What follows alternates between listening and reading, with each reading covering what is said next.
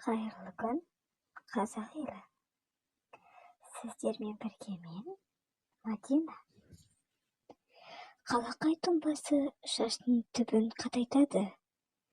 Әжем менің шашымды кішкентай күнімнен ұзын етіп, оны баптап өсірген болатын.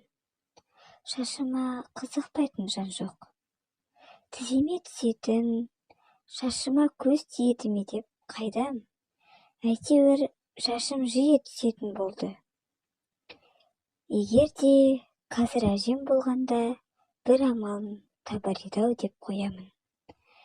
Бірақ әжемнен көргенімді істеп, шашымды айранға да, жұмыртқаға да жауып әлек болдым. Бірақ шашымның түсуі тоқтамады. Өз басыммен, шашыммен әлек болып жүргенде ағам үйленді. Жеңгем шаштаразда істейді екен. Іздегенге сұраған дегендей, жеңгемнің арқасында бүгінде шашымның төгілуінен мүлдем құтылдым. Енді осы пайдалы кеңестерді өзгелермен де бөліскім келіп отыр. Жеңгем шаш күтімінде негізінен табиғи дәрумендерді қолдануға кеңес берді. Алдымен шашыма жақсылап массаж жасады. Содан соң өзі қолдан қалақай тұнбасын жасады.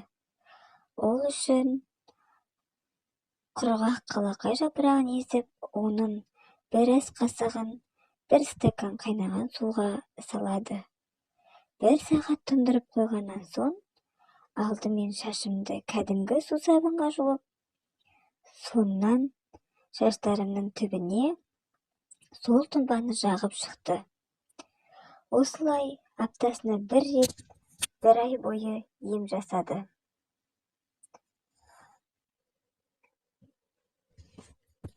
Оның шашты жуардан бір сағат алдын шашымның түбіне жағып қойды. Бұл емді де аптасына бір рет, бір ай бойы жасады. Сондай-ақ күн сайын кешкісін жатардан алдын басыма арнайы массаж жасап отырды. Қазір шаштарым бұрынғысынша жылтырап қоюлана түскен.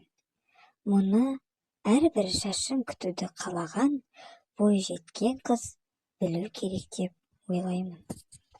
Сіздермен болған мен, Мадина, халық емі.